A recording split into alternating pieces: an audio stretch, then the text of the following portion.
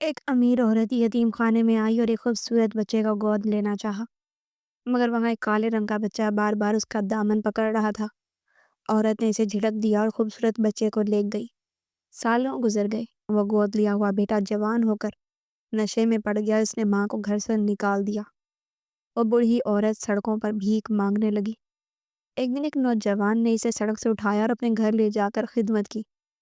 جب عورت نے ہوش میں آ کر اس نوجوان کا شکریہ ادا کیا تو نوجوان نے شہر کے سب سے پوش اور مہنگے علاقے میں واقع وہ فلک ہاؤس، حویلی نما کوٹھی، اپنے شان و شوکت اور بناوٹ میں اپنی مثال آپ تھی، جس کی اونچی دیواریں اور مضبوط آہنی دروازے اس بات کے گواہ تھے کہ اس چار دیواری کے اندر رہنے والے لوگ عام دنیا سے بہت الگ اور بہت اوپر کی مخلوق ہیں۔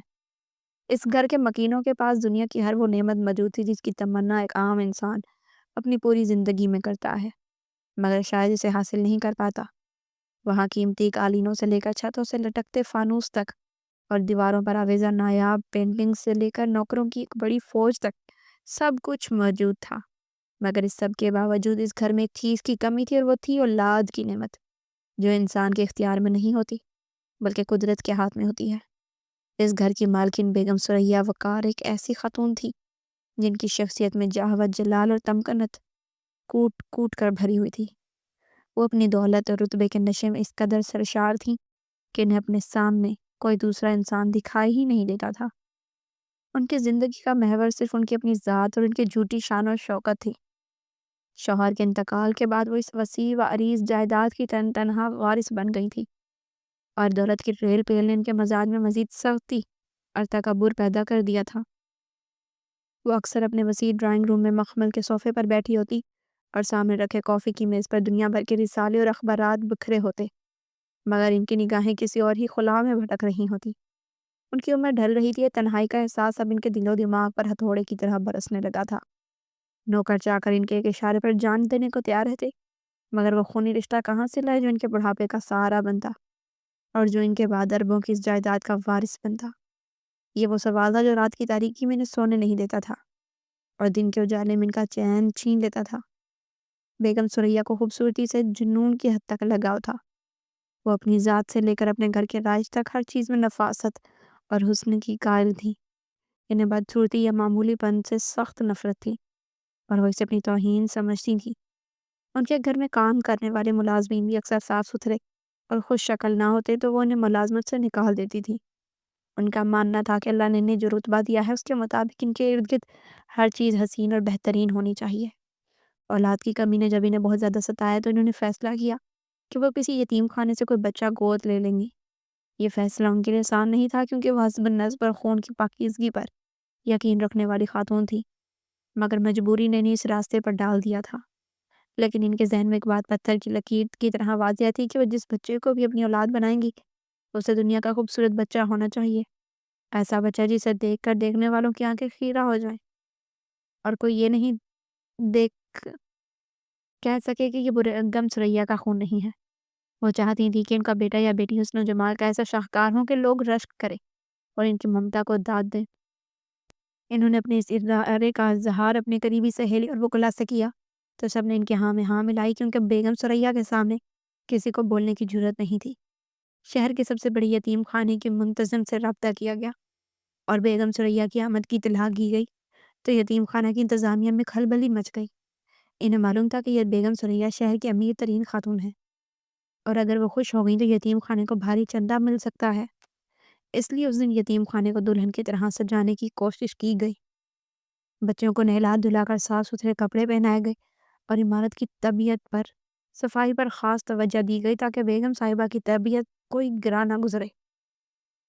مقررہ دن بیگم ثریا اپنی سیاہ رنگ کی چمکیلی اور لمبی گاڑی میں بیٹھ کر یتیم خانے کے لیے روانہ ہوئی۔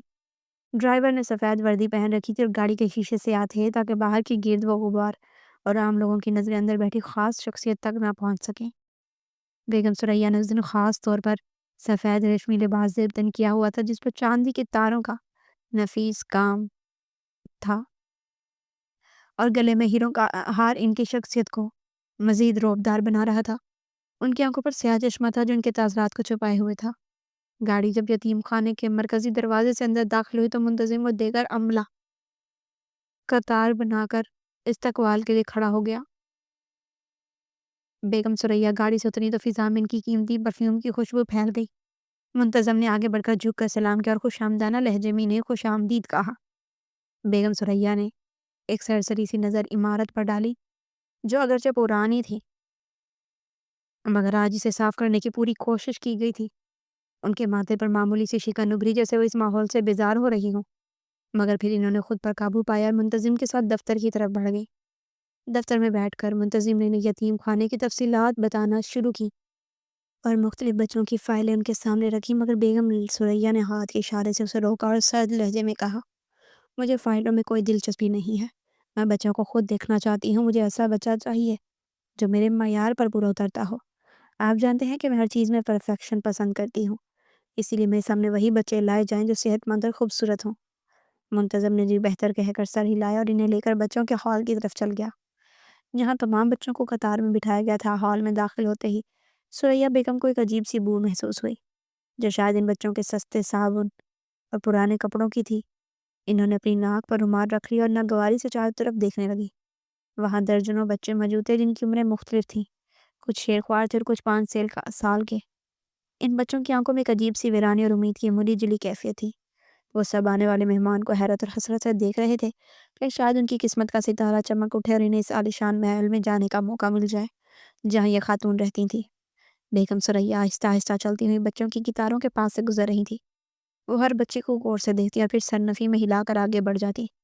کسی کی ناک موٹی تھی، کسی کا رنگ سانولا تھا، کسی کے بال الجھے ہوئے تھے اور کسی کی آنکھوں میں وہ چمک نہیں تھی جو وہ تلاش کر رہی تھی۔ انہیں لگ رہا تھا کہ یہ سب بیکار ہے اور ان کا وقت ضائع ہو رہا ہے۔ ان کا معیار اتنا بلند تھا کہ وہاں موجود معصوم فرشتوں میں سے کوئی بھی ان کی کسوٹی پر پورا نہیں اتر رہا تھا۔ وہ تقریباً مایوس ہو چکی تھی اور واپسی کا ارادہ کر رہی تھی کہ اچانک ان کی نظر ایک کونے میں بیٹھے ایک بچے پر پڑی اور اس سے پہلے کہ وہ اسے دیکھ کر فیصلہ کرتی، ایک اور واقعہ پیش آیا۔ اسی ہال کے کونے میں ایک 5 سال کا بچہ بیٹھا تھا جس کا رنگ گہرا کالا تھا۔ اس کی نئے نقش تو تیکھے تھے مگر اس کی رنگت اس قدر سیاہ تھی کہ عام طور پر لوگ اسے نظر انداز کر دیتے تھے۔ اس کا نام بلال تھا اور وہ پیدائشی طور پر یتیم خانے میں ہی پلا بڑا تھا۔ بلال کے دل میں ماں کی محبت کی شدید پیاس تھی۔ وہ اکثر خواب میں دیکھتا تھا کہ کوئی اسے گود لے کر پیار کر رہا ہے۔ آج اس نے بیگم ثریا کو دیکھا تو اس کے ننھے سے دل میں ایک انجانی سی امید جاگ اٹھی۔ اسے لگا کہ یہ وہی ماں ہے جس کا وہ خواب دیکھتا ہے۔ اس کی معصومیت اسے یہ سمجھنے سے قاصر تھی کہ دنیا میں رشتے دلوں سے نہیں بلکہ چہروں سے بنتے ہیں اور محبت بھی خوبصورتی کی محتاج ہوتی ہے۔ بلال اپنی جگہ سے اٹھا اور ڈرتے ڈرتے بیگم ثریا کی طرف بڑھا۔ بیگم ثریا اس وقت ایک اور بچے کو مسترد کر کے آگے بڑھ رہی تھی کہ انہیں محسوس ہوا کسی نے ان کا دامن پکڑا ہے۔ انہوں نے چونک کر نیچے دیکھا تو ان کے سفید اور اجڑے لباس کے دامن کو ایک ننھے سے سیاہ ہاتھ نے مضبوطی سے تھام رکھا تھا، اور اس کی نظر جب اس ہاتھ کے مالک پر پڑی تو وہ بلال تھا جو بڑی حسرت اور امید سے اپنی بڑی بڑی آنکھوں کے ساتھ ان کی طرف دیکھ رہا تھا۔ اس کی آنکھوں میں آنسو تیر رہے تھے اور وہ خاموش زبان سے کہہ رہا تھا کہ مجھے لے جاؤ، میں تمہارا بیٹا بنوں گا، میں تمہارے بہت پیار کروں گا۔ بیگم ثریا نے جیسے ہی سیاہ فام بچے کو دیکھا ان کے چہرے پر شدید نفرت اور کراہت کے تاثرات ابھر آئے۔ ان کا مزاج جو پہلے ہی بچوں کو دیکھ دیکھ کر چڑچڑا ہو گیا تھا اب 7ویں آسمان پر پہنچ چکا تھا۔ انہیں ایسا لگا جیسے کسی گندگی نے ان کے پاکیزہ لباس کو چھو لیا ہو۔ ان کے اندر کا غرور اور نسلی تفاخر جاگ اٹھا۔ ایک اتنی معمولی شکل و صورت اور سیاہ رنگت والے بچے کی یہ جرت کیسے ہوئی کہ وہ بیگم ثریا وقار کے لباس کو ہاتھ لگائے۔ انہوں نے ایک زوردار جھٹکے سے اپنا دامن اس بچے کے ہاتھ سے چھڑایا۔ بلال جو پوری امید سے دامن تھامے کھڑا تھا اس اچانک جھٹکے کے لیے تیار نہیں تھا۔ وہ لڑکھڑا کر زمین پر گر پڑا اور اس کی آنکھوں میں آنسو بہہ نکلے۔ بیگم ثریا نے غصے سے منتظم کی طرف دیکھا اور سخت لہجے میں کہا، یہ کیا بدتمیزی ہے؟ یہاں کے بچوں کو تمیز نہیں سکھائی جاتی؟ کیا ان گندے اور کالے بچوں کو میرے قریب آنے کی اجازت کس نے دی؟ دیکھو اس نے میرے قیمتی لباس پر اپنے میلے ہاتھ لگا دیے ہیں۔ مجھے ایسے بدصورت بچے سے گھن آتی ہے۔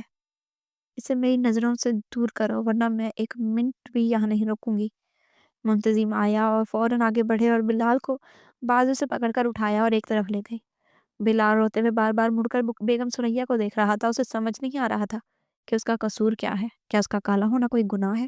کیا اسے پیار پانے کا کوئی حق نہیں ہے؟ اس کے ذہن میں معصوم ذہن میں ہزاروں سوال تھے مگر جواب دینے والا کوئی نہیں تھا۔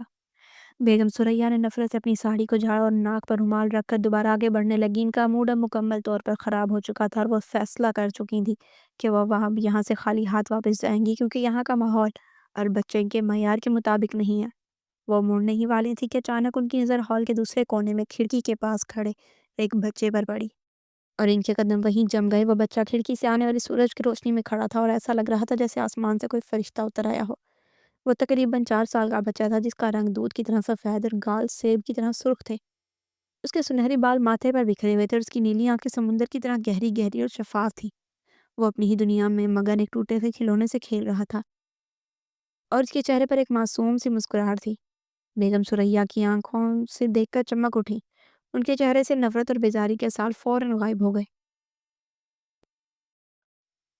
انہیں لگا کہ ان کی تلاش جو ختم ہو گئی ہے، یہی وہ چاند کا ٹکڑا ہے جو ان کی گود کی زینت بننے کے قابل ہے اور جسے وہ دنیا کے سامنے فخر سے اپنا بیٹا کہہ کر پیش کر سکتی ہیں۔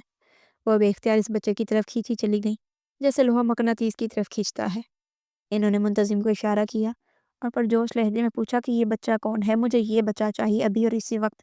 منتظم نے لا ادب سے جواب دیا، بیگم صاحبہ، یہ احسن ہے۔ یہ بھی لاوارث اور بہت خاموش طبیعت کا بچہ ہے۔ آپ کی پسند واقعی لاجواب ہے۔ یہ بچہ پورے یتیم خانے کا سب سے خوبصورت بچہ ہے۔ بیگم ثریا اس بچے کے قریب گئیں اور جھک کر اسے پیار کرنے لگی، لیکن احسن نے اجنبی عورت کو دیکھ کر حیرت سے اپنی نیلی آنکھیں اٹھائیں تو بیگم ثریا کا دل اس کی خوبصورتی پر مزید فریفتہ ہو گیا۔ انہوں نے فوراً اسے گود میں اٹھا لیا اور اسے سینے سے لگا لیا۔ انہیں اس بچے کے میلے کپڑے یا یتیم خانے کی بو محسوس نہیں ہوئی، کیونکہ اس کا ظاہر ان کے پسند کے عین مطابق تھا۔ وہ بھول گئیں کہ تھوڑی دیر پہلے ایک اور بچہ بھی ان سے لپٹنے کی کوشش کر رہا تھا، جس کا دل ان کے ٹھکرانے سے ٹوٹ چکا تھا۔ ان کے لیے انسانیت کا معیار صرف چمڑی کا رنگ اور ظاہری خدوخال تھے۔ بیگم ثریا نے وہیں کھڑے کھڑے فیصلہ سنا دیا کہ وہ احسن کو گود لیں گی۔ خوشی دیکھی تو اس کی بھی بانچیں کھل گئیں اور تمام کاغذی کارروائی فوراً مکمل کی جائے۔ منتظم نے ان کی خوشی دیکھی تو اس کی بھی بانچیں کھل گئی۔ وہ جانتا تھا کہ اب یتیم خانے کے فنڈ میں خطیر رقم جمع ہوگی۔ وہ فوراً ثریا بیگم کو دفتر لے گیا، جہاں گود لینے کے کاغذات تیار کیے جانے لگے۔ بیگم ثریا نے احسن کو اپنی گود سے نیچے نہیں اتارا۔ وہ اسے مسلسل چوم رہی تھی اور اسے بتا رہی تھی کہ اب تم ایک شہزادے کی طرح رہو گے، تمہارے پاس ڈھیروں کھلونے ہوں گے اور تم دنیا کے سب سے امیر بچے بن جاؤ گے۔ احسن خاموشی سے ان کی باتیں سن رہا تھا اور اس کی سمجھ میں کچھ نہیں آ رہا تھا۔ دفتر کے باہر وہ کالا بچہ بلال دروازے کی اوٹ سے یہ سب دیکھ رہا تھا۔ اس کی آنکھوں نے دیکھا کہ کیسے خوبصورتی نے اس کا حق چھین لیا ہے۔ اس نے دیکھا کہ وہی عورت جو اسے ہاتھ لگانے پر مشتعل ہو گئی تھی، اب ایک دوسرے بچے کو سینے سے لگائے بیٹھی ہے، صرف اس لیے کہ وہ گورا ہے۔ یہ اس کی زندگی کا پہلا اور سب سے بڑا سبق تھا جو اس نے بہت چھوٹی عمر میں سیکھ لیا تھا، کہ دنیا میں عزت اور محبت صرف ظاہری حسن کی ہوتی ہے، اور بدصورتی میں ایک ایسا جرم ہے جس کی کوئی معافی نہیں ہوتی۔ بیگم ثریا نے کاغذات پر دستخط کیے اور یتیم خانے کو موٹی رقم کا چیک دیا۔ انہوں نے احسن کا نام بھی وہی تبدیل کرنے کا سوچ لیا اور فیصلہ کیا کہ وہ اسے ایسا نام دے گی جو اس کی خوبصورتی کے شایان نشان ہو۔ انہوں نے وہیں بیٹھے بیٹھے اعلان کیا کہ آج سے اس کا نام دانیال ہوگا اور یہ بیگم ثریا وقار کا اکلوتا وارث ہوگا۔ تمام قانونی کارروائی مکمل ہونے کے بعد بیگم ثریا فاتحانہ انداز میں دانیال کو گود میں اٹھائے دفتر سے باہر نکلی۔ منتظم اور عملہ نے رخصت کرنے کے لیے گاڑی تک آیا۔ بیگم ثریا کی چال میں اب پہلے سے زیادہ غرور تھا۔ ان کا مقصد پورا ہو چکا تھا اور وہ اپنی کامیابی پر نازاں تھی۔ جب وہ گاڑی کے قریب پہنچی تو ڈرائیور نے جلدی سے پچھلا گیٹ کھولا۔ بیگم ثریا دانیال کو لے کر گاڑی کی نرم اور آرام دہ سیٹ پر بیٹھ گئیں۔ گاڑی کا دروازہ بند ہونے سے پہلے ان کی نظر ایک بار پھر عمارت کے برآمدے میں کھڑے بلال پر پڑی، جو ستون کے ٹیک لگائے انہیں خالی خالی نظروں سے دیکھ رہا تھا۔ بیگم ثریا نے حقارت سے منہ پھیر لیا اور ڈرائیور کو چلنے کا حکم دیا۔ گاڑی کا انجن سٹارٹ ہوا اور وہ دھول اڑاتی ہوئی یتیم خانے کے گیٹ سے باہر نکل گئی۔ پیچھے رہ جانے والے گردوں کو ربار میں بلال کا دھندلا سا وجود کھڑا تھا، جسے ایک بار پھر تقدیر نے شکست دے دی تھی، مگر قدرت خاموشی سے یہ سارا تماشا دیکھ رہی تھی، اور وقت اپنے حساب کتاب کے رجسٹر میں اس واقعے کو درج کر رہا تھا، کیونکہ وقت کا پہیہ گھومنے میں دیر نہیں لگتی اور مکافات عمل کی چکی بہت باریک پیسنے والی تھی۔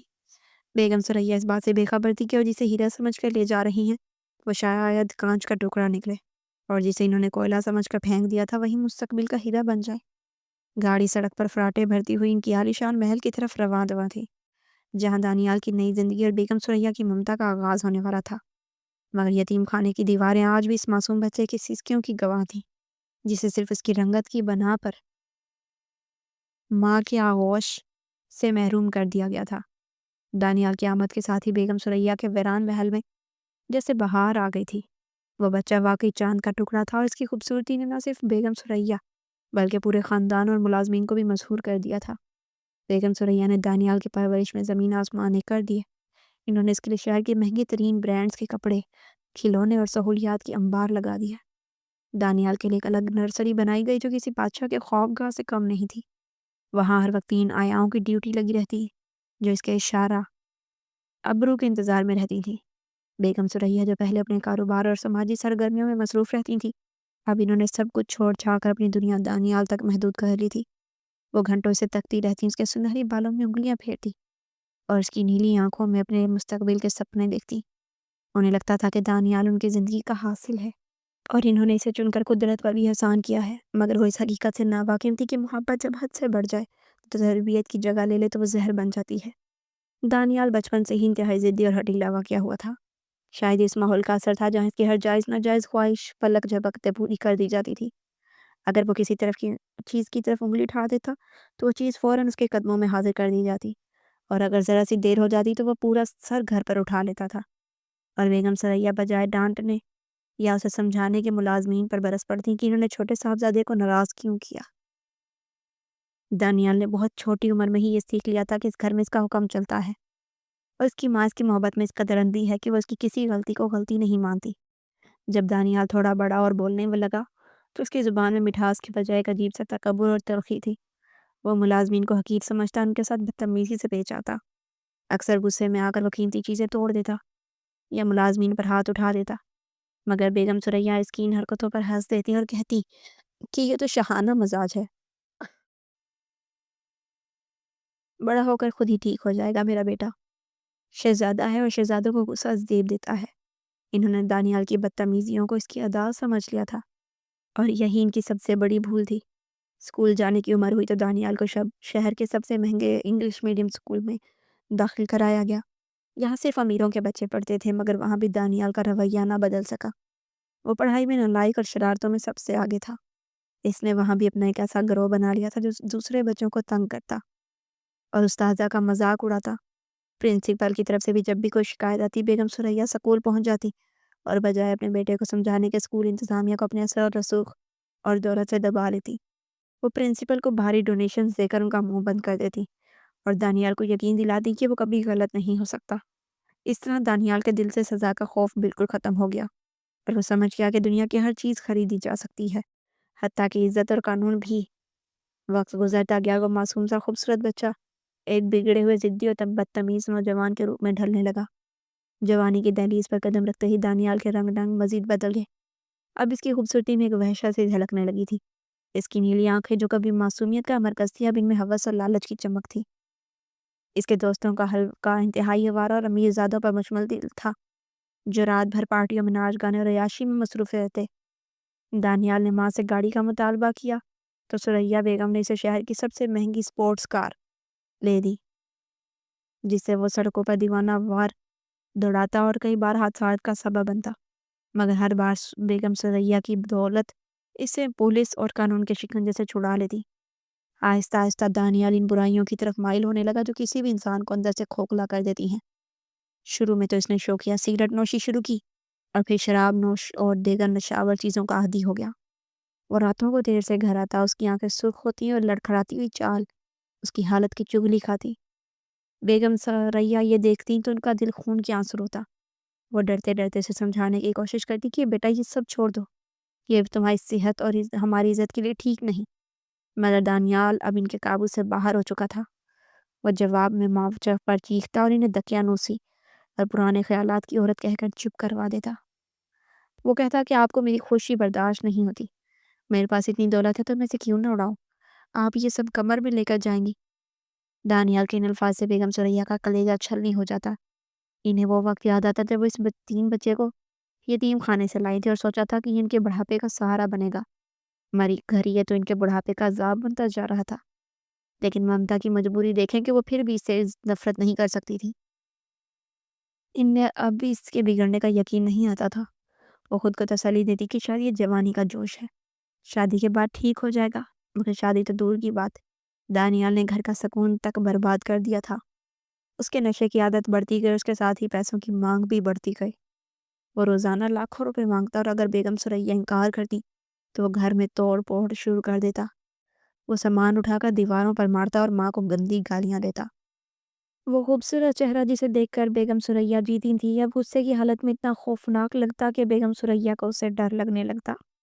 وہ اپنے کمرے میں کنڈی لگا کر روتی رہتی اور سوچتی کہ آخر ان کی پرورش میں کہاں کمی رہ گئی تھی۔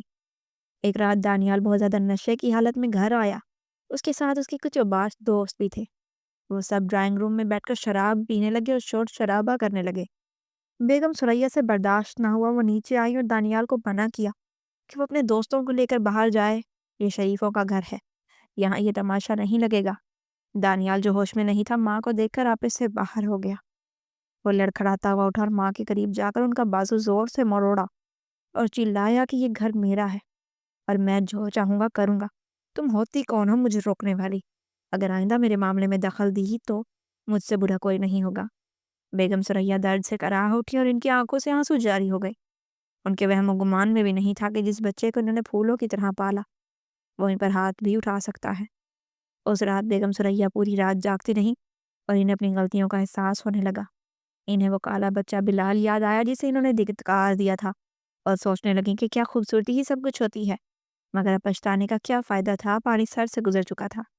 دانیال کی بدتمیزی اور ظلم روز بروز بڑھتا گیا۔ وہ اب ماں کو ماں نہیں بلکہ ایک بینک سمجھتا تھا جہاں سے اسے پیسے نکالنے تھے۔ جب بیگم ثریا کا کاروبار دانیال کی فضول خرچیوں کی وجہ سے نقصان میں جانے لگا اور بینک بیلنس کم ہونے لگا تو دانیال بوکھلا گیا۔ اسے اپنے عیاشیوں کے رکنے کا ڈر تھا۔ ایک دن وہ وکیل کے ساتھ گھر آیا اور کچھ کاغذات بیگم ثریا کے سامنے رکھ دیے۔ بیگم ثریا نے حیرت سے پوچھا یہ کیا ہے؟ دانیال نے بڑی مکارانہ مسکراہٹ کے ساتھ کہا امی جان یہ جائیداد کی منتقلی کے کاغذات ہیں۔ میں چاہتا ہوں کہ آپ اب آرام کریں اور کاروبار کی ساری ذمہ داری مجھے سونپ دیں، میں اسے زیادہ بہتر طریقے سے چلا سکوں گا۔ ویسے بھی آپ اب بوڑھی ہو گئی ہیں، آپ سے یہ سب نہیں سنبھالا جاتا۔ بیگم ثریا کا ماتھا ٹھنکا۔ انہیں دانیال کی نیت میں فطور نظر آیا۔ انہوں نے انکار کر دیا اور کہا کہ میرے مرنے کے بعد یہ سب تمہارا ہی ہے، ابھی مجھے جیتے جی مارنے کی کوشش مت کرو۔ دانیال کا چہرہ فوراً بدل گیا۔ اس نے نرمی کا لبادہ اتارا اور اپنی اصلیت پر اتر آیا۔ اس نے دھمکی دی کہ اگر انہوں نے دستخط نہ کیے تو وہ خودکشی کر لے گا یا پھر انہیں جان سے مار دے گا۔ وہ جذباتی بلیک میلنگ کرنے لگا کہ آپ مجھ پر بھروسہ نہیں کرتی، میں آپ کا بیٹا ہوں۔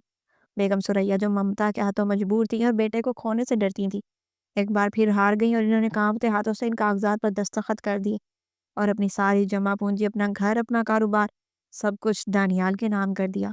یہ ان کی زندگی کی آخری اور سب سے بڑی غلطی تھی جسے تقدیر نے ان کی بربادی کا پروانہ بنا دیا تھا۔ جائیداد نام ہوتے ہی دانیال کا رویہ بالکل بدل گیا۔ اب اسے اداکاری کرنے کی ضرورت نہیں تھی، وہ گھر کا قانونی مالک بن چکا تھا اور بیگم ثریا اب صرف ایک فالتو چیز بن کر رہ گئی تھی۔ کچھ دن تو دانیال نے خاموشی اختیار کی مگر پھر اس نے اپنے رنگ دکھانے شروع کر دیے۔ اس نے نوکروں کو حکم دیا کہ بیگم صاحبہ کو کھانا نہ دیا جائے جب تک وہ خود نہ مانگے۔ اس نے ان کی گاڑی بیچ دی اور ان کا کمرہ جو پہلی منزل پر تھا اسے خالی کروا کر انہیں سرونٹ کوارٹر کے پاس ایک چھوٹے سے کمرے میں منتقل کر دیا۔ بیگم ثریا نے جب احتجاج کیا تو اس نے صاف کہہ دیا اگر اس گھر میں رہنا ہے تو میری مرضی کے مطابق رہنا ہوگا ورنہ دروازہ کھلا ہے۔ بیگم ثریا کے لیے یہ صورتحال ناقابل یقین تھی۔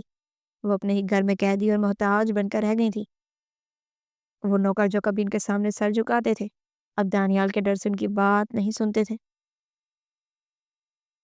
وہ بھوک اور پیاس سے تڑپتی مگر دانیال کو ذرا بھی احساس نہ تھا۔ وہ اکثر راتوں کو پارٹی کرتا اور بیگم ثریا اپنے چھوٹے سے کمرے میں کانوں میں انگلیاں ٹھوسے رہتی اور روتی رہتی۔ دانیال اب شادی کرنے کا سوچ رہا تھا اور وہ بھی اپنی پسند کی کسی ماڈرن لڑکی سے جو اس کے جیسی آوارہ مزاج تھی۔ جب وہ اس لڑکی کو گھر لایا اور بیگم ثریا نے اعتراض کیا کہ یہ لڑکی ہمارے خاندان کے لائق نہیں ہے تو دانیال کا پیمانہ لبریز ہو گیا۔ وہ غصے میں پاگل ہو گیا اور اس نے فیصلہ کر لیا کہ اب اس بوڑھیا کو گھر سے نکالنے کا وقت آ گیا ہے۔ یہ سردیوں کی ایک ٹھنڈی اور تاریک رات تھی۔ باہر موسلا دھار بارش ہو رہی تھی۔ دانیال نشے میں دھت گھر آیا اور سیدھا بیگم ثریا کے کمرے میں گھس گیا۔ اس نے آؤ دیکھا نہ تاؤ بیگم ثریا کو بالوں سے پکڑ کر بستر سے نیچے گھسیٹا اور گالیاں دیتے ہوئے بولا کہ تم نے میری زندگی حرام کر رکھی ہے، میں تمہاری منحوس شکل مزید نہیں دیکھ سکتا، نکلو میرے گھر سے۔ بیگم ثریا چیختی ہوئی روتی رہی، اللہ اور رسول کا واسطہ دیتی رہی کہ بیٹا میں تمہاری ماں ہوں، میں نے تمہیں پالا ہے، مجھے اس عمر میں کہاں تک کے کھلاتے ہو؟ مگر دانیال کے سر پر شیطان سوار تھا۔ اس نے ماں کی ایک نہیں سنی اور انہیں گھسیٹتے ہوئے گھر کے مین گیٹ تک لے آیا۔ بیگم سریا نے دروازے کی چوکھٹ پکڑ لی، مگر دانیال نے بے دردی سے ان کے ہاتھ پر ٹھوکر ماری اور انہیں بارش اور کیچڑ میں باہر سڑک پر دھکا دے دیا اور زور سے دروازہ بند کر لیا۔ بیگم سریا کیچڑ میں لت پت ننگے پاؤں اور پھٹے ہوئے کپڑوں میں سڑک پر پڑی تھی۔ بارش ان کے کمزور وجود کو بھگو رہی تھی اور سرد ہوا ان کی ہڈیوں میں گھس رہی تھی۔ وہ بند دروازے کو پیٹتی رہیں، دانیال کا نام پکارتی رہیں، مگر اندر سے صرف قہقہوں اور میوزک کی آوازیں آ رہی تھی۔ ان کا اپنا بنایا ہوا محل آج ان کے لیے ممنوع علاقہ بن چکا تھا۔ پڑوسیوں نے کھڑکیوں سے جھانکا، مگر کسی کی ہمت نہ ہوئی کہ دانیال کے معاملے میں بولے، کیونکہ سب اس کے شر سے ڈرتے تھے۔ رات گہری ہوتی گئی اور بیگم سریا کی چیخیں مدھم پڑ کر سسکیوں میں بدل گئیں۔ وہ وہیں گیٹ کے باہر بارش میں سکڑ کر بیٹھ گئی۔ ان کی آنکھوں کے سامنے اپنی پوری زندگی کسی فلم کی طرح چلنے لگی۔ انہیں اپنی جوانی، اپنا تکبر، اپنی دولت سب یاد آیا، اور پھر وہ لمحہ یاد آیا جب انہوں نے ایک معصوم بچے کو دھتکارا تھا۔ آج قدرت نے انہیں اسی مقام پر لا کھڑا کیا تھا۔ صبح ہوئی تو بارش ہو چکی تھی، مگر بیگم سریا کی زندگی میں طوفان آ چکا تھا۔ گیٹ کھلا اور دانیال کی گاڑی باہر نکلی۔ بیگم سریا بھاگ کر گاڑی کی طرف لپکی، مگر گاڑی رکے بغیر تیزی سے گزر گئی اور کیچڑ کے چھینٹے ان کے چہرے پر پڑے۔ وہ سمجھ گئی کہ اب اس گھر میں ان کے لیے کوئی جگہ نہیں۔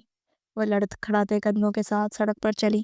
بھوک سے ان کا برا حال تھا، پیٹ میں مروڑ اٹھ رہے تھے اور حلق سوکھ کر کانٹا ہو رہا تھا۔ وہ سارا دن شہر کی سڑکوں پر ماری ماری پھرتی رہی۔ جو عورت کبھی قیمتی گاڑیوں کے بغیر قدم نہیں اٹھاتی تھی، آج وہ ننگے پاؤں پتھریلی زمین پر چل رہی تھی۔ شام ہونے لگی تو بھوک برداشت سے باہر ہو گئی۔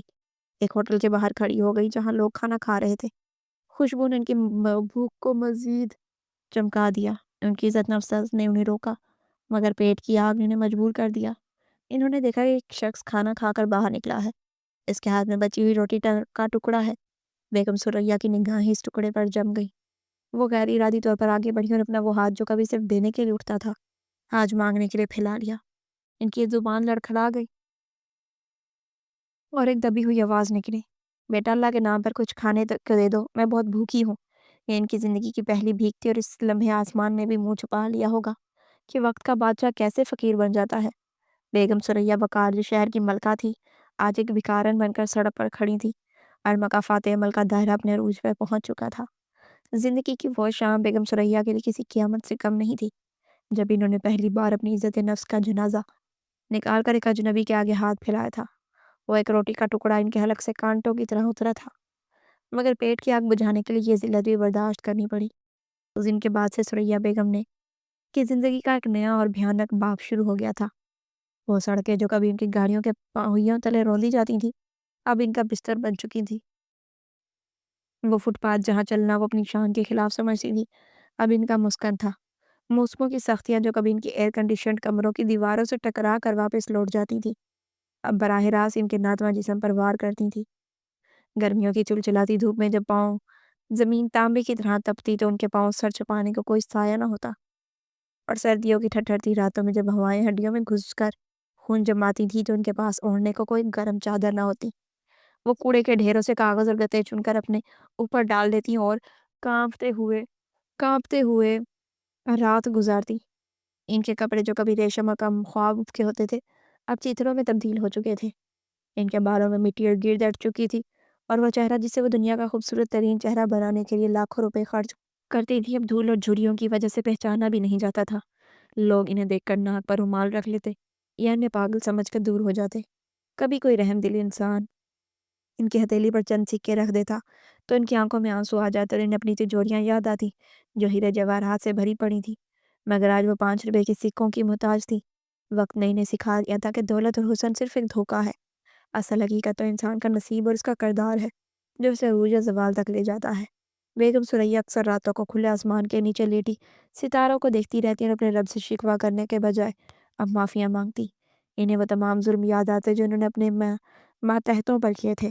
انہیں وہ غرور یاد آتا جس کے نشے میں انہوں نے خدا کی مخلوق کو حقیر سمجھا تھا، اور سب سے بڑھ کر انہیں وہ معصوم کالا بچہ بلال یاد آتا جس کی آنکھوں میں تیرتے آنسو اور لرزتے ہوئے ہونٹ ان کی روح کو چھلنی کر دیتے۔ انہیں محسوس ہوتا کہ ان کی یہ حالت اسی بچے کی دعا کا نتیجہ ہے جس کا دل انہوں نے تکبر के तरह रोंदा था। वो सोचती कि काश वो इस दिन सूरत के बजाय सीरत को चाहती। काश वो इस मिट्टी के कोयले को हीरा समझकर सीने से लगा लेती तो आज इन्हें ये दिन न देखना पड़ता। क्योंकि जिस हीरे को वो घर लाई थी वो तो सांप बनकर इन्हें ढस चुका था। साल गुजरते गए और बेगम सुरैया की हालत बद से बदतर होती गई। वो अब चलने फिरने से भी कासिर हो चुकी थी, इनकी कमर झुक गई थी और बिनाई कमज़ोर हो गई थी। एक दिन शहर में शदीद गर्मी की लहर आई हुई थी। सूरज आग बरसा रहा था और इनके लू के थेपड़े चेहरों को झुलसा रहे थे। बेगम सुरैया एक मसरूफ शाहरा के किनारे दरख्त के साए में बैठी थी। प्यास से उनका बुरा हाल था और हलक में कांटे चुभ रहे थे। वो आने जाने वालों से पानी मांग रही थी, मगर हर कोई अपनी धुन में मगन था। अचानक इन्हें चक्कर आया और वो वहीं जमीन पर गिर पड़ी। इनकी आंखों के सामने अंधेरा छाने लगा और सांस उखड़ने लगी। इन्हें लगा शायद अब इनका आखिरी वक्त आ गया है और वो इसी तरह बेनाम निशान सड़क किनारे मर जाएंगी और कोई इन पर दो आंसू बहाने वाला भी नहीं होगा। लोग इनके पास से गुजर रहे थे, कुछ ने रुक कर देखा और मुर्दा समझकर आगे बढ़ गए। किसी में इतनी इंसानियत नहीं थी कि इस लावारिस बुढ़िया को अस्पताल पहुंचा देता। बेगम सुरैया नींद बेहोशी के आलम में थी कि अचानक एक सफ़ेद रंग की सियाह सरकारी गाड़ी इनके करीब आकर रुक गई। गाड़ी पर नीली बत्ती लगी हुई थी और इसमें से एक नौजवान निहायत फुर्ती से बाहर निकला। इस नौजवान ने कीमती लिबास पहन रखा था और इसके चेहरे पर एक अजीब सा नूर और संजीदगी थी। उसने जैसे ही जमीन पर पड़ी इस बूढ़ी औरत को देखा तो उसके दिल में न जाने क्या ख्याल आया। फौरन आगे बढ़ा और बगैर किसी घिन या कराहत के बेगम सुरैया को अपने बाजुओं में उठा लिया। इसके मुहाफिज और ड्राइवर भी भागते हुए आए और कहने लगे, साहब आप क्यों तकलीफ कर रहे हैं, हमारे कपड़े गंदे हो जाएंगे, हम एम्बुलेंस को फ़ोन कर देते हैं। मगर इस नौजवान ने सख्ती से उन्हें मना कर दिया और कहा कि जब तक एम्बुलेंस आएगी तब तक उसकी माँ की जान बच सकती है। क्या तुम नहीं देखते कि किस तकलीफ में है? इस नौजवान ने बेगम सुरैया को अपनी साफ सुथरी गाड़ी की पिछली नशस्त पर लेटाया और ड्राइवर को हुक्म दिया कि फौरन शहर के बेहतरीन अस्पताल चलो। रास्ते में वो नौजवान अपने रुमाल से बेगम सुरैया का पसीना साफ करता रहा और इनके खुश्क होंठों पर पानी लगाता रहा। बेगम सुरैया की आंखें बंद थी, मगर इन्हें महसूस हो रहा था कि कोई फरिश्ता उन्हें जहन्नुम से निकाल कर जन्नत की तरफ ले जा रहा है। अस्पताल पहुंचकर नौजवान ने डॉक्टरों की पूरी टीम को तलब कर लिया और हदायत की कि इस खातून के इलाज में कोई कसर न छोड़ी जाए। इसका ताल्लुक शहर के इंतजामिया के आला अफसरान में होता था, इसलिए अस्पताल का अमला हरकत में आ गया। बेगम सुरैया को फौरन इमरजेंसी वार्ड में मुंतकिल किया गया, जहाँ इन्हें ड्रिप लगाई गई और ज़रूरी अद्वियात दी गई। और नौजवान वहीं इनके सराहने खड़ा रहा जब तक डॉक्टर ने यह तसल्ली नहीं दी कि अब वो खतरे से बाहर है। कई घंटों बाद जब बेगम सुरैया की आंख खुली तो इन्होंने खुद को एक नरम और मुलायम बिस्तर पर पाया। कमरे में एयर कंडीशनर की ठंडक थी और फिजा में अद्वियात और खुशबू की मिली जुली महक थी। इन्हें लगा कि शायद वो मर चुकी हैं और ये जन्नत, क्योंकि पिछले कई सालों से इन्होंने नरम बिस्तर और ठंडी हवा को महसूस नहीं किया था। इन्होंने कमजोरी से सर घुमा कर देखा तो वही नौजवान कुर्सी पर बैठा तस्बीह पढ़ रहा था। इसके चेहरे पर इत्मीनान था। बेगम सुरैया के हिलने की आहट सुनकर वो नौजवान फौरन मुतवज्जा हुआ और मुस्कुराते हुए इनके करीब आया। इसने नहायत नरम लहजे में पूछा, अम्बा जी आपकी तबीयत कैसी है? आपको कोई तकलीफ तो नहीं हो रही? बेगम सुरैया इस अजनबी नौजवान के खुलूस को देखकर हैरान रह गई। उनकी आंखों में आंसू आ गए। उन्होंने कांपती हुई आवाज़ में पूछा, बेटा तुम कौन हो और मुझे यहाँ क्यों लाए हो? मैं तो एक भिखारन हूँ, मेरे पास तुम्हें देने के लिए दुआओं के सिवा कुछ नहीं है। तुमने मुझे ऐसी गंदी औरत के लिए अपने हाथ क्यों खराब किए? नौजवान ने इनका हाथ थाम लिया, रखी इधर से बोला, अम्मा जी कोई इंसान गंदा नहीं होता, सब अल्लाह की मखलूक है और मैंने तो बस अपना फ़र्ज़ अदा किया है। मेरा नाम बिलाल है और मैं शहर का डिप्टी कमिश्नर हूँ। मैं वहाँ से गुजर रहा था कि मेरी नज़र आप पर पड़ी तो मेरा दिल नहीं माना कि आपको इस हाल में छोड़ दूँ। आप बिल्कुल मेरी माँ जैसी हैं। बेगम सुरैया ने जब बिलाल नाम सुना तो इनका दिल ज़ोर से धड़का। ये नाम उनके माजी के दरीचों से टकराया, मगर इन्होंने झटक दिया कि भला वो यतीम खाने का काला बच्चा और ये खूबसूरत बावकार अफसर कैसे एक हो सकते हैं। इन्होंने नौजवान का शुक्रिया अदा किया और कहा, बेटा अल्लाह तुम्हें बहुत दे, तुमने मुझे नई ज़िंदगी दी है, मगर अब मुझे जाने दो, मेरा ठिकाना वही फुटपाथ है। यहाँ रहकर मैं तुम्हें क्यों शर्मिंदा करूँ? नौजवान ने नफ़ी में सर हिलाकर कहा, नहीं अम्मा जी आज आप कहीं नहीं जाएंगी। जब तक आप मुकम्मल सेहतयाब नहीं हो जाती आप मेरे मेहमान खाने में रहेंगी और फिर इसके बाद भी अगर आपका दिल चाहे तो आप मेरे घर को अपना घर समझ सकती हैं, क्योंकि मेरे घर में कोई बड़ा नहीं है। मैं अकेला हूँ और मुझे एक माँ की ज़रूरत है जो मेरे घर को घर बना सके। बेगम सुरैया इस नौजवान की बातें सुनकर ज़ारों कतार रोने लगी। इन्हें अपना बेटा दानियाल याद आ गया जिसे इन्होंने सब कुछ दिया, मगर उसने उन्हें घर से निकाल दिया और ये गया जो इन्हें घर ले जाने की बात कर रहा है। कुछ दिन अस्पताल में रहने के बाद बिलाल इन्हें अपने सरकारी बंगले में ले गया। ये बंगला बेगम सुरैया के पुराने महल जैसा तो नहीं था, मगर इसमें जो सुकून और नूर था वो उनके महल में कभी नहीं रहा था। بلال نے انہیں گھر کا بہترین کمرہ دیا اور ان کی خدمت کے لیے ملازم مقرر کیے، مگر وہ اکثر خود اپنے ہاتھوں سے انہیں کھانا کھلاتا اور ان کے پاؤں دباتا۔ بیگم سریا کو اس کے ہاتھوں میں ایک عجیب سی شفا محسوس ہوتی تھی۔ ایک دن بیگم سریا اس اپنے کمرے میں بیٹھی تھی اور بلال ان کے لیے دوا لے کر آیا۔ اس نے بیگم سریا کو دوا کھلائی اور بھی ان کے پاس بیٹھ کر باتیں کرنے لگا۔ بیگم سریا نے غور سے اس کے چہرے کی طرف دیکھا۔ اس کا رنگ سانولا ضرور تھا، مگر اس کے نین نقش میں ایک عجیب سی کشش تھی۔ اس کی آنکھوں میں جو حیا اور ادب تھا، وہ اسے دنیا کا سب سے خوبصورت انسان بنا رہا تھا۔ بیگم سریا نے ہمت کر کے پوچھا، بیٹا تم نے بتایا نہیں کہ تمہارے والدین کہاں ہیں؟ تم اتنے بڑے افسر ہو، یقیناً انہوں نے تمہاری بہت اچھی تربیت کی ہوگی۔ یہ سن کر بلال کے چہرے پر ایک اداسی چھا گئی۔ انہوں نے سر جھکا لیا اور دھیمی آواز میں بولا، اماں جی میں بدقسمت ہوں، مجھے اپنے والدین کا نام تک نہیں معلوم۔ میں ایک یتیم خانے میں پلا بڑا ہوں، مجھے کسی نے گود نہیں لیا تھا۔ کیونکہ بیگم سریا کا سانس یہ سن کر رک گیا، ان کا شک یقین میں بدلنے لگا۔ انہوں نے کانپتے ہوئے پوچھا، کیوں؟ کیا بیٹا بلال؟ بلال نے ایک تلخ مسکراہٹ کے ساتھ اپنی قمیض کے آستینوں پر کیا اور اپنے ماتھے سے بال ہٹائے تو وہاں ایک پرانا مگر گہرا زخم کا نشان تھا۔ اس نے وہ نشان دکھاتے ہوئے کہا، کیونکہ میں خوبصورت نہیں تھا اماں جی، میرا رنگ کالا تھا۔ مجھے یاد ہے جب میں 5 سال کا تھا تو ایک بہت امیر عورت یتیم خانے میں آئی تھی۔ مجھے لگا کہ وہ میری ماں بنے گی۔ میں نے بھاگ کر ان کا دامن تھام لیا، مگر انہوں نے مجھے جھڑک دیا اور دھکا دے دیا، جس سے میں گر گیا، میرا ماتھا پتھر سے ٹکرایا۔ یہ نشان اسی دن کا ہے۔ انہوں نے مجھ سے نفرت کی اور ایک گورے چٹے بچے کو گود لے لیا۔ بس اس دن میں نے قسم کھائی تھی کہ میں شکل سے نہیں بلکہ عمل سے اتنا خوبصورت بنوں گا کہ دنیا مجھے عزت دے۔ میں نے بہت محنت کی، اللہ نے میرا ساتھ دیا اور آج میں اس مقام پر ہوں، مگر میرے دل میں آج بھی اس ماں کی تلاش ہے جس نے مجھے دھتکارا تھا۔ میں اسے بتانا چاہتا ہوں کہ دیکھو ماں، جس کوئلے کو تم نے پھینکا تھا وہ ہیرا تو نہیں بنا، مگر تمہارا سہارا بننے کے قابل ضرور ہو گیا ہے۔ بیگم سریا کا ضبط ٹوٹ گیا، ان کے منہ سے ایک دل خراش چیخ نکلی اور پھوٹ پھوٹ کر رونے لگی۔ وہ بلال کے قدموں میں گر گئی اور اس کے بال پکڑ لیے، پاؤں پکڑ لیے۔ بلال گھبرا گیا اور انہیں اٹھانے کی کوشش کرنے لگا۔ اماں جی یہ کیا کر رہی ہیں آپ؟ سریا بیگم نے روتے ہوئے اپنا سر پیٹ لیا اور چلا کر بولی، مجھے معاف کر دو بلال، مجھے معاف کر دے۔ میں ہی وہ بدبخت عورت ہوں، میں ہی وہ ظالم ماں ہوں جس نے تمہاری معصومیت کا خون کیا تھا۔ میں نے ہیرے کی پہچان نہیں کی، میں نے صورت دیکھی اور سیرت کو ٹھکرا دیا۔ دیکھو میرے اللہ کا انصاف دیکھو، جس گورے بیٹے کو میں نے چنا تھا اس نے مجھے سڑک پر پھینک دیا، اور جس کالے بیٹے کو میں نے دھکا دیا آج وہی میرے زخموں پر مرہم رکھ رہا ہے۔ بلال مجھے معاف کر دو، میں تمہاری مجرم ہوں۔ بلال سن ہو کر یہ سب سنتا رہا۔ اس کی آنکھوں سے بھی آنسو جاری ہو گئے۔ اسے یقین نہیں آ رہا تھا کہ جس ماں کو تلاش کر رہا ہے وہ اس حال میں اس کے سامنے موجود ہے۔ اس کے دل میں برسوں کا غبار تھا، شکوے تھے، مگر جب اس نے اس بوڑھی عورت اور لاچار عورت کو اپنے قدموں میں روتے دیکھا تو اس کی ساری نفرت محبت میں بدل دی۔ اس نے جھک کر بیگم سریا کو اٹھایا اور اپنے سینے سے لگا لیا۔ اس نے روتے بھی کہا، ماں جی میں نے آپ کو اسی دن معاف کر دیا تھا جب میں کامیاب ہوا تھا، کیونکہ اگر آپ مجھے اس دن نہ ٹھکراتی تو شاید میں اس مقام پر نہ ہوتا۔ یہ ٹھوکر ہی تھی جس نے مجھے چلنا سکھایا۔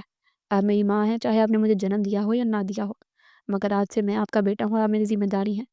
بیگم سریا اس کے سینے سے لگی زاروں قطار رو رہی تھی، مگر یہ آنسو پچھتاوے کے کام شکر گزاری کے زیادہ تھے۔ انہیں اپنی کھوئی ہوئی جنت واپس مل گئی تھی۔ انہیں سمجھ آ گئی تھی کہ خوبصورتی جلد کی رنگت میں نہیں بلکہ انسان کے ظرف اور اس کے دل میں ہوتی ہے۔ دانیال خوبصورت تھا مگر اس کا دل کالا تھا۔ بلال کالا تھا مگر اس کا دل دودھ کی طرح اجلا تھا۔ مکافات عمل کا چکر پورا ہو چکا تھا۔ قدرت نے بیگم سریا کو بہت سخت سبق سکھایا تھا، مگر آخرکار انہیں معاف بھی کر دیا تھا اور انہیں بلال کی صورت میں ایک ایسا ہیرا عطا کیا تھا جو مرتے دم تک ان کی خدمت کرنے والا تھا۔ اس رات بیگم سریا پرسکون نیند سوئی، کیونکہ اب وہ سڑک پر نہیں تھی بلکہ اپنے اصلی بیٹے کے گھر میں تھی، اور انہیں یقین تھا کہ یہ چھتہ اب ان سے کوئی نہیں چھین سکتا۔